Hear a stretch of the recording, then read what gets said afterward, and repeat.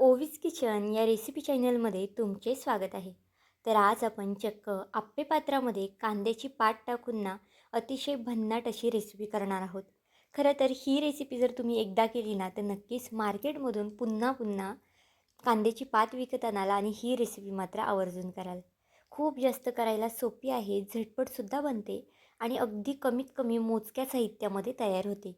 जर तुमच्याकडे कांद्याची पात असेल आणि लगेच ही रेसिपी करायला घेतली ना तरीसुद्धा एक 10 ते 15 मिनटाच्या आत ही रेसिपी तयार होईल. इतकी जास्त झटपट होते, त्यामुळे प्रत्येकाने ना ही रेसिपी केलीच पाहिजे. खूप जणांना कांद्याची पात आवडत नाही, पण जर एकदा तुम्ही ही रेसिपी केली ना तर त्यांना कळणारसुद्धा नाही की यामध्ये कांद्याची पात आहे आणि ते अगदी मुटक्या मारत खातील ही रेसिपी. इतकी जास्त अप्रतिम ही रेसिपी तयार होते. खरं तर या रेसिपीचं ना खूप जास्त कौतुक करते, कारण की रेसिपीच खूप जास्त अप्रतिम झाली. तर चला थोडाही वेळ न घालवता लगेच आता व्हिडिओला सुरुवात करूया. त्याआधी जर तुम्ही चॅनलवरती नवीन असाल आणि चॅनलला अजूनही सबस्क्राईब केलं नसेल तर एक लाईक आणि सबस्क्राईब करायला विसरू नका. कारण की तुमचे एक एक लाईक, एक एक सबस्क्राईब हे नवीन यूट्यूबरसाठी खूप जास्त मोलाचं असतं. आता इथे पाहू शकता मी कांद्याची पात घेतली आहे. ही रेसिपी ना 2 जणांसाठी करते, त्यानुसार इतकी कांद्याची पात घेतलेली आहे. पण तुम्हाला इथे कांद्याची पात जशी आवडेल ना तशी तुम्ही कमी जास्त करू शकता. तुम्हाला जर अजून घालायची असेल ना तर तुम्ही अजून यामध्ये कांद्याची पात घातली ना तरी चालेल. अगदी व्यवस्थित अशी कांद्याची पात निसून घ्यायची आहे आणि त्यानंतर त्याचे जे पुढचे कांदे आहेत ना ते सुद्धा काढून घ्यायचे आहे. पाहू शकता अगदी या पद्धतीने ही कांद्याची पात आपल्याला बारीक अशी चिरून घ्यायची आहे. जितकी तुम्हाला कांद्याची पात बारीक चिरता येईल ना अगदी तितकीच कांद्याची पात आपल्याला बारीक चिरून घ्यायची आहे. अजिबातच मोठी वगैरे ठेवायची नाही. जर तुमच्याकडे जे चॉपर असतं ना त्यामध्ये सुद्धा तुम्ही घालून ही कांद्याची पात कट करू शकता. आता जे हे कांदे मी काढले आहेत ना यांचासुद्धा तुम्हाला जर वापर करायचा असेल, अगदी छान असा फ्लेवर हवा असेल ना तसा तुम्ही याचासुद्धा वापर करू शकता. पण इथे मी कांद्याचा वापर करणार नाही, कांद्याच्याच पातीचा इथे वापर करणार आहेत. तर इथे पाहू शकता आपली कांद्याची जी पात आहे ना ती अगदी छान अशी चिरून घेतलेली आहे. पुन्हा वाटलंच तर असं आहे ना तुम्ही पुन्हा सुरीने अशा पद्धतीने कट करून झाल्यानंतर पुन्हा थोडंसं कट करू शकता, म्हणजे अजून बारीक ही कांद्याची पात होईल. आता पात आपली चिरून झालेली आहे. तोपर्यंत एका साईडला गॅसवरती इथे मी एक पॅन तापत ठेवला आहे. पॅनमध्ये बघा अगदी थोडंसं तेल घालायचं आहे. एक पळी इतपत तेल घालून घेतलं आहे. एक पळीला थोडंसं कमी तेल घातलं आहे. तुम्ही इथे तुमच्या आवडीनुसार तेलाचं प्रमाण कमी जास्त करू शकता. तेल तापलं की त्यामध्ये 1 चमचा मोहरी आणि 1 चमचा जिरे घालून घ्यायचं आहे. जिरे आणि मोहरी छान तडतडली की यामध्ये थोडेसे पांढरे तीळसुद्धा घातले आहेत. पांढरे तीळ घालणं ऑप्शनल आहे. तुम्हाला जर आवडत असतील तर घाला किंवा जर तुम्ही स्किप केलं ना तरी चालतील. कोथिंबीरसुद्धा बघा इथे मी फोडणीलाच घालून घेतली आहे. आणि आता गॅस अगदी मीडियम ठेवायचा आहे आणि त्यानंतर ही जी कांद्याची पात आहे ना ती सगळी कांद्याची पात यामध्ये घालून घेऊया. इथे आपण कांद्याच्या पातीची भाजी वगैरे करत नाही. रेसिपी खरंच खूप जास्त वेगळी आहे. ज्यांना कांद्याची पात आवडत नाही ना ते सुद्धा अगदी मुटक्या मारत खाणार आहे ही रेसिपी, कारण की यामध्ये कांद्याची पात दिसतसुद्धा नाही आणि रेसिपी खायला खूप जास्त अप्रतिम होते. आता इथे चवीनुसार मीठ घालून घेतलं आहे. मीठ इथे आपल्याला थोडंसं पुढेसुद्धा घालणार आहोत आपण, त्यामुळे खूप जास्तसुद्धा मीठ घालू नका. अगदी थोडंसं भाजीपुरतंच इथे मी मीठ घातलं आहे. आता एखाद मिनिटभरासाठी आपल्याला बघा हे परतून घ्यायचं आहे. खूप जास्त स्लो गॅसवरती सुद्धा परतलं नाही मी. अगदी मीडियम गॅसवरती 2-3 मिनटं ही भाजी परतून घेतली आहे. तर इथे पाहू शकता भाजी जी आहे ना ती आपली एक 50 ते 60% इतपत शिजलेली आहे. आता गॅस आपल्याला इथे बंद करून घ्यायचा आहे. खूप जास्तसुद्धा भाजी शिजवायची नाही किंवा मग भाजी शिजवताना आपल्याला पाणी वगैरेसुद्धा घालायचं नाही. पाणी वगैरे न घालताच आणि गॅस मिडियमवरतीच आपल्याला ही भाजी थोडीशी परतून घ्यायची आहे. आणि बघा पहिल्यापेक्षा भाजी बऱ्यापैकी सुकलेली आहे, म्हणजेच आपली भाजी ना एक 50 ते 60% इतपत शिजलेली आहे. आता ही भाजी थंड करण्यासाठी थोडा वेळ ठेवून देऊया.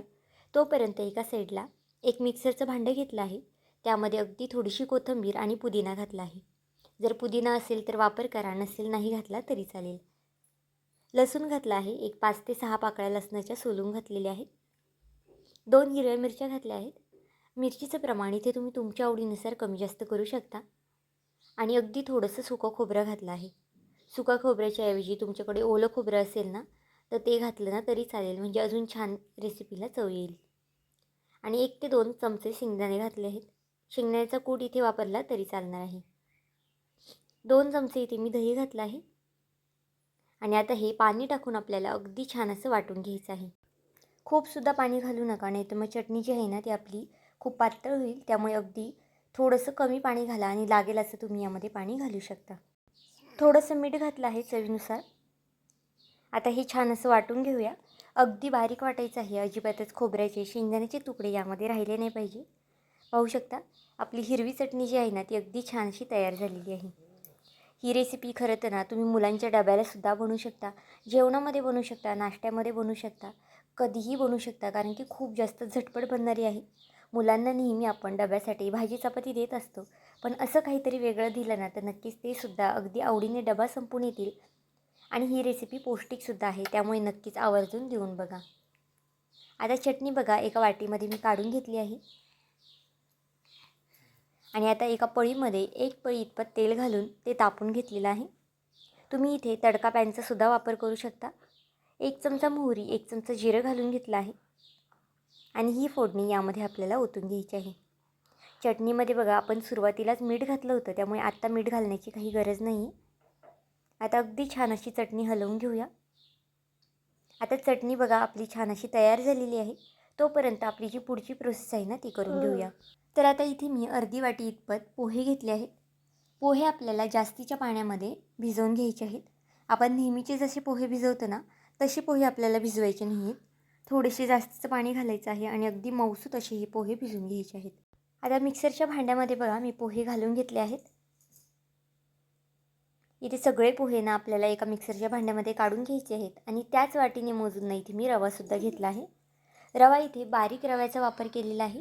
तुमच्याकडे जर जाड रवा असेल ना तर त्याचासुद्धा इथे तुम्ही वापर करू शकता. बघा ज्या वाटीने पोहे मोजून घेतले होते ना अर्धी वाटी, त्याच वाटीने अर्धी वाटी मी रवा घेतला आहे आणि रवा ना इथे आपण कच्चाच वापरलेला आहे, भाजून वगैरे रवा इथे मी वापरलेला नाही.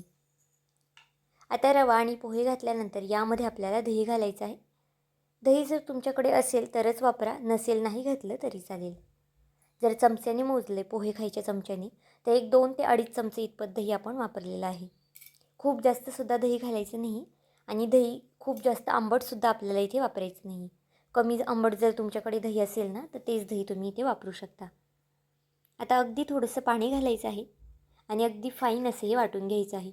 खूप जास्त पाणी घालू नका, नाही तर मग रेसिपी आपली फसू शकते. त्यामुळे बघा अगदी थोडंसं पाणी घालून मी हे वाटून घेतलं आहे. अगदी छान स्मूथ असं हे बॅटर झालेलं आहे आणि इथे तुम्ही पाहू शकता खूप पातळसुद्धा नाही आणि खूप घट्टसुद्धा नाही. जर लागेल ना तर तसं पाणी आपण इथे पुढे घालणार आहोत, पण जर तुम्ही सुरुवातीलाच पाणी खूप जास्त घातलं ना तर मग रेसिपी आपली फसू शकते. आणि जर तुमच्याकडून चुकून जास्तीचं पाणी यामध्ये गेलं तर तुम्ही थोडेसे अजून पोहे आणि रवा यामध्ये वाटूनसुद्धा घालू शकता, म्हणजे पीठ जे आहे ना ते अगदी परफेक्ट घट्ट होईल. आता ही रेसिपी ना मी 2 जणांसाठी करते, त्यानुसार बघा जे काही साहित्य घेतलेलं आहे ना ते त्यानुसार मी मोजून घेतलेलं आहे. अर्धी वाटी रवा, अर्धी वाटी पोहे इतपतच साहित्य 2 जणांसाठी पुरेसं आहे. अगदी पोटभरीची रेसिपी आहे, त्यामुळे जर तुम्ही जास्त लोकांसाठी करत असाल तर साहित्याचं प्रमाण इथे तुम्ही वाढवू शकता. आता मी यामध्ये ना थोडंसं पाणीसुद्धा घातलं होतं मिक्सरच्या भांड्यात टाकून. पण जर तुमचं बॅटर सुरुवातीलाच तुम्हाला थोडं पातळ वाटत असेल ना तर तुम्ही नंतरनं पाणी घातलं नाही ना तरी चालेल. थोडीशी कोथिंबीर घालून घेतली आहे आणि जी आपण कांद्याची पात थंड करायला ठेवली होती ना परतलेली, ती यामध्ये सगळी घालून घ्यायची आहे बघा. खूप जास्त गरम गरम कांद्याची पात घालू नका, त्यामुळे बघा अगदी थंड होऊन द्यायची आहे आणि मगच आपल्याला ही कांद्याची पात यामध्ये घालून घ्यायची आहे. सुरुवातीला कांद्याची पात परतून घ्या आणि नंतरच पोहे आणि रवा हे वाटून घ्या. तोपर्यंत कांद्याची पात जी आहे ना ती आरामात थंड होते. त्यामुळे काय होईल तुमचा वेळसुद्धा वाचेल आणि रेसिपी जी आहे ना तीसुद्धा अगदी झटपट होईल. कांद्याची पात घातल्यानंतर पुन्हा छान असं मी हे हलवून घेतलं आहे आणि यामध्ये थोडंसं मीठ घालून घेतलेलं आहे. सुरुवातीला आपण कांद्याच्या पातीमध्ये सुद्धा मीठ घातलं होतं, त्यामुळे खूप जास्तसुद्धा यामध्ये मीठ घालू नका, नाहीतर मग तुमची जी रेसिपी आहे ना ती थोडीफार खारट होऊ शकते. त्यामुळे मिठाचं प्रमाण तुम्ही परफेक्ट असं घालू घ्या. अगदी थोडासा इनो घातलेला आहे, पाहू शकता चिमूटभरच इनोचा इथे मी वापर केलेला आहे. इनो नसेल तर त्याऐवजी सोडा वगैरे घातला तरी चालेल. जो आपण भजीसाठी वगैरे सोडा वापरतो ना, अगदी त्या सोड्याचा तुम्ही इथे वापर करू शकता. इनो घातल्यानंतर पुन्हा एक 10 ते 15 सेकंदासाठी ना आपल्याला हे हलवून घ्यायचं आहे. खूपसुद्धा वेळ हलवत बसायचं नाही इनो घातल्यानंतर. आता बॅटर आपलं तयार आहे. तोपर्यंत एका साईडला मी आप्पे पात्रामध्ये अगदी 2-2, 3-3 थेंब इतपत तेल घालून घेतलेलं आहे. आणि त्यानंतर यामध्ये आपल्याला हे बॅटर सोडून घ्यायचं आहे. बॅटर इथे बघा अगदी मध्यभागी सुरुवातीला सोडायचं नाही. कडेपासून बॅटर आपल्याला सोडून घ्यायचं आहे. जर तुम्ही सुरुवातीलाच मध्ये बॅटर सोडलं ना तर मग आप्पे वगैरे ते करपू शकतात. कारण की गॅसची जी फ्लेम असते ना ती मध्ये पटकनी लागते किंवा लवकर लागते. त्यामुळे शक्यतो लास्टला आपल्याला हे बॅटर सोडून घ्यायचं आहे आणि मग नंतरनं मध्ये सोडायचं आहे. तुम्ही जर व्हिडिओ इथपर्यंत पाहिलाच आहे आणि थोडा जरी आवडला असेल ना तर नक्कीच व्हिडिओला एक लाईक आणि एक सबस्क्राईब करून घ्या. कारण की तुमचे एक लाईक एक सबस्क्राईब ही नवीन यूट्यूबरसाठी खूप जास्त मोलाचं असतं. तसाच माझा हा व्हिडिओ तुम्ही कोणत्या देशातून शहरातून पाहत आहात ना हे सुद्धा मला कमेंट करून सांगायला मात्र विसरू नका. आता झाकण ठेवून हे आप्पे आपल्याला एक 3 ते 4 मिनटासाठी झाकून ठेवायचे आहेत. 3 ते 4 मिनटानंतर बघा अगदी छान अशी वाफसुद्धा बसते आणि जे आपले आप्पे आहेत ना ते बऱ्यापैकी पहिल्यापेक्षा फुगलेले आहेत. आता याची एक साईड पलटी करून घेऊया. तुम्ही इथे पाहू शकता छान असा गोल्डन रंग येईस्तोपर्यंत आपल्याला हे आप्पे भाजून घ्यायचे आहेत. अगदी मस्त खरपूस असा रंग येऊन द्यायचा आहे आणि चमच्याने किंवा अशा पद्धतीने कशानेही तुम्ही हे आप्पे पलटी करून घेऊ शकता. खूप जास्त पौष्टिक रेसिपी आहे. अगदी कमीत कमी वेळेमध्ये तयार होणारी आहे. त्यामुळे नक्कीच एकदा ही रेसिपी करून पहा. कारण की खूप मुलं असतात की कांद्याची पात वगैरे आवडत नाही, भाज्या खात नाही.